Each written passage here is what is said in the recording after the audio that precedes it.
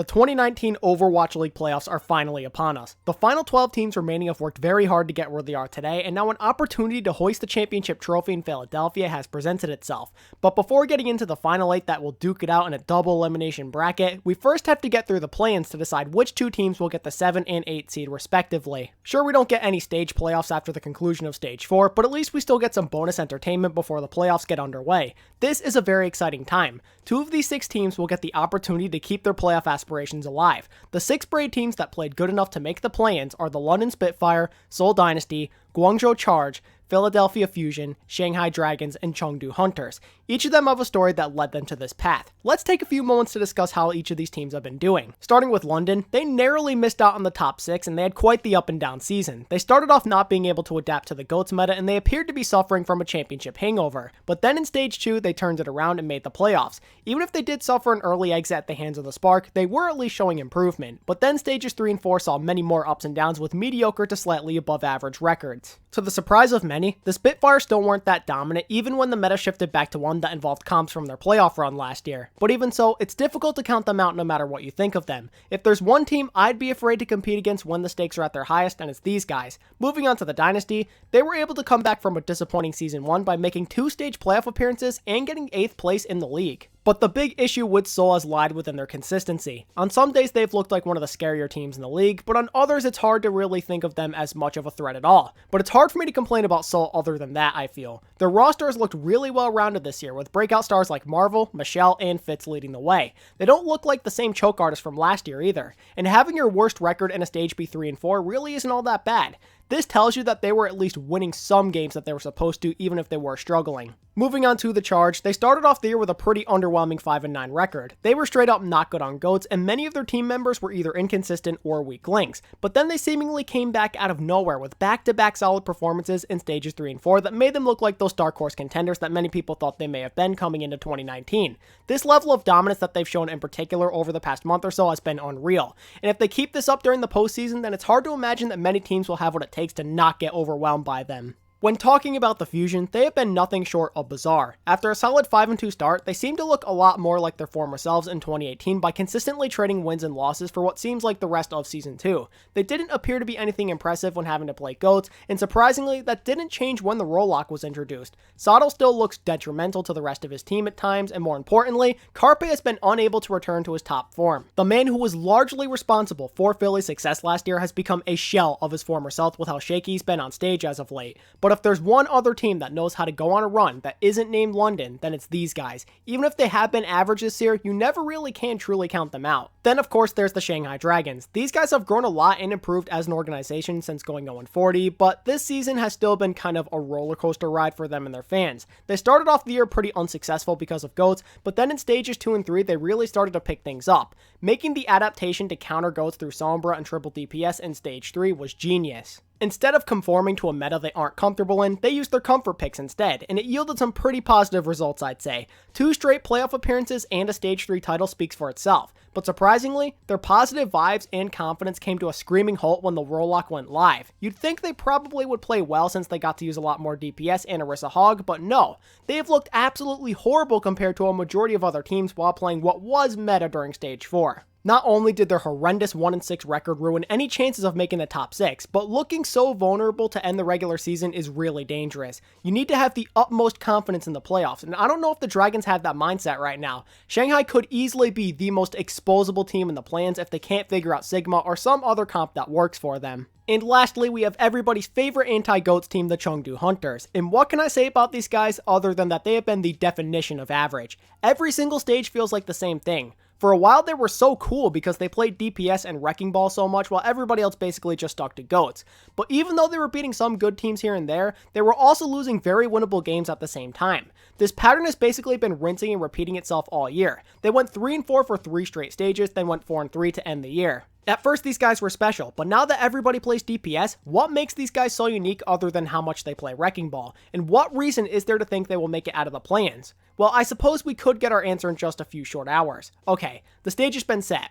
All 6 of these teams will be competing in a single elimination first to 4 series, with the final 2 teams standing taking the 7 and 8 seed in the overall playoffs. As I do traditionally with any sort of major event, let's talk predictions. But before I do, I just wanted to make it clear that I have no idea what to expect. I don't know how good each team is exactly in the current meta. I have no clue who's better than who right now, so my predictions are basically a bunch of guesswork. I don't even know what comps will be played to a certain extent. I expect there will be a lot of Orisa Sigma with Doomfist Mei and maybe Symmetra, but there could be some other pieces thrown in there as well, so I recommend taking what I say very lightly. Now, without wasting any more time, let's dive straight into things. So game number 1 taking place tonight will be between the number 9 seed Guangzhou Charge and number 12 seed Chengdu Hunters. So who has the upper hand? Well, the Charge were better in Stage 4, but I think it's unfair to solely base their probability of victory off that factor alone since it is a new meta and all, but I still think they have the clear advantage. They've been the more consistent team for the whole year basically, and I also feel that they will be more comfortable on Mei and Sigma. But maybe someone on the Hunters could play Sigma well too, but I get this feeling that Hoppa will be hard to match.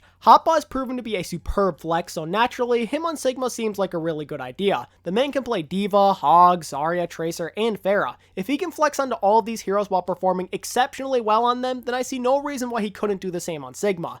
I'm not saying that somebody like Elsa couldn't do the same, but I trust Hoppa a bit more since he's arguably been the most consistent player on the Charge this year. I also trust the Charge DPS just a bit more. I'm expecting Nero and Eileen in particular to really pop off. The Hunters will be good on Doomfist for sure, but Eileen kind of counters that out with a good Doomfist of his own, and I'm not sure if Chengdu will be good enough on Mei or whatever else they decide to play for DPS. I find it hard to trust a team that has shown little improvement over the entire 2019 season. They were consistent, yes, but being consistently average doesn't do you any good. Meanwhile, the Charge have continued to get stronger and stronger since Nero became eligible to play. With that said, my prediction for this game is a 4-2 Charge victory that will take them one step closer to clinching a playoff berth. Sorry Chengdu fans, but I don't see any way in which the Hunters make it out of this tournament. Even if they do pull off the upset against the Charge, can they do the same against a team like London? I'm not too sure. The Charge, in my opinion, have been the better team for many weeks now. Ultimately, I trust the Charge a lot more right now, so I think they win this. The other game on Friday night will be the 11-seeded Shanghai Dragons taking on the 10-seeded Philadelphia Fusion. Now, this game I think has the potential to be super interesting. As to why I feel this way is because I don't know if you can deem either one of these teams trustworthy right now. I mentioned earlier that you can't count out the Fusion because of last year, but that all depends on whether Carpe or somebody else makes a lot of individual plays. And will they look competent using Sigma and comps revolving around him? And the same question can be asked for the Dragons. It's really hard to tell. Poco is good, so maybe he could potentially be a solid Sigma, but he hasn't looked as sharp as he did last year. Then on the side of Shanghai, they have Envy and Gaggery, who both aren't spectacular and aren't known for being super flexible.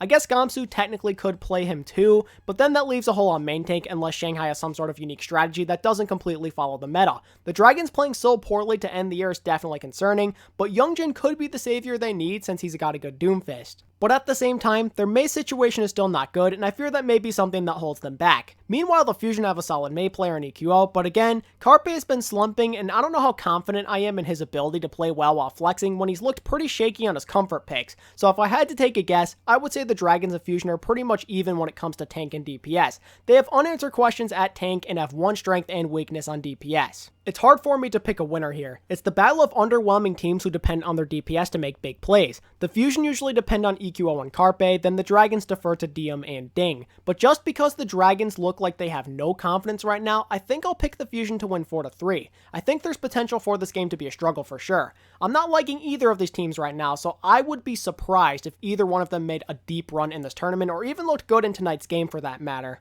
Okay, if my predictions come true, then the bracket will have the Charge versus the Dynasty and the Spitfire versus the Fusion. And to be honest, I'm really hoping this happens. These games sound really interesting because of the storylines. Let's start with the earlier game, which should be London versus Philly, I believe. While both teams don't look too hot right now, you really can't ask for a better storyline. A rematch of the Grand Finals, which will decide who goes on to the overall playoff, sounds epic. There's so much more than bragging rights on the line here. Once again, these teams will meet in a high-stakes winner-go-home playoff match. I've already talked about the Fusion where I think they stand in this tournament, so let's zero in on London. So to be honest, they were a disappointment in Stage 4. They were not nearly as dominant as fans thought they would be, but now they suddenly seem to be on the rise again. That imaginary switch they flipped in the playoffs in 2018 seems to have been activated once again, as it's rumored they have been absolutely dunking on teams in scrims. They're supposedly looking like one of the top Sigma teams. And if this is true, then I fully expect them to have the advantage. I haven't heard of the same things about the Fusion, that's for sure. It's mainly London and the Shock that people are hyping up right now. And with London looking like the better overall team alongside Carpe going into a slump, I really like the Spitfire's chances of winning this game.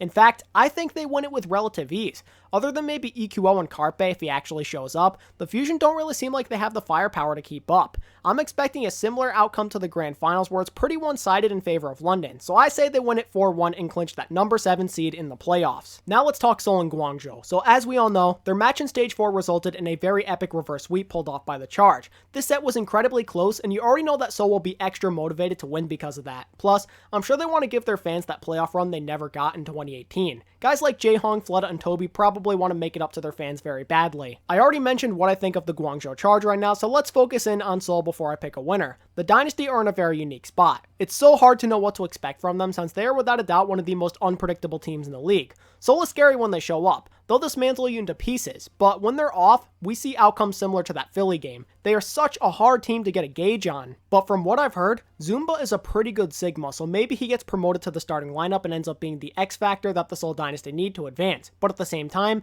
can we trust Seoul's DPS to pop off and not look like a burden like Fleta did last time against Philly? It's definitely something to keep in mind with them.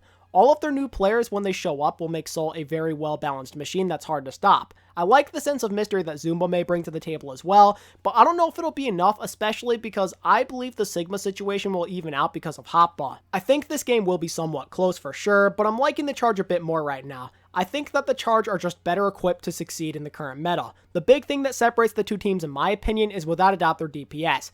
Fleta and Alyssa have been inconsistent, and that basically just leaves Fitz to pick up the slack. Meanwhile, the Charge DPS a lot of the time just take turns popping off. Eileen and Nero will probably be a very deadly duo in this meta. Because of this advantage they hold, I'm picking the Charge to edge out the Dynasty 4-2, allowing them to clinch the 8th and final spot in the overall playoffs. Well, that pretty much wraps up my expectations and predictions for the play-in tournament. Please take my predictions with a grain of salt. Like I said at the beginning of the video, I don't have a great idea of who's good and who's bad right now, and I don't even know what to fully expect in terms of the meta.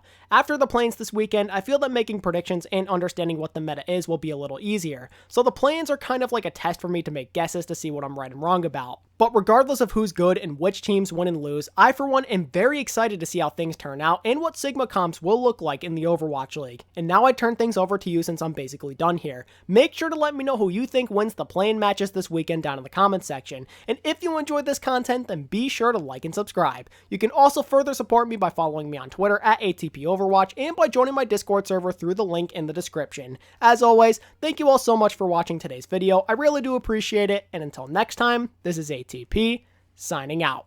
Peace.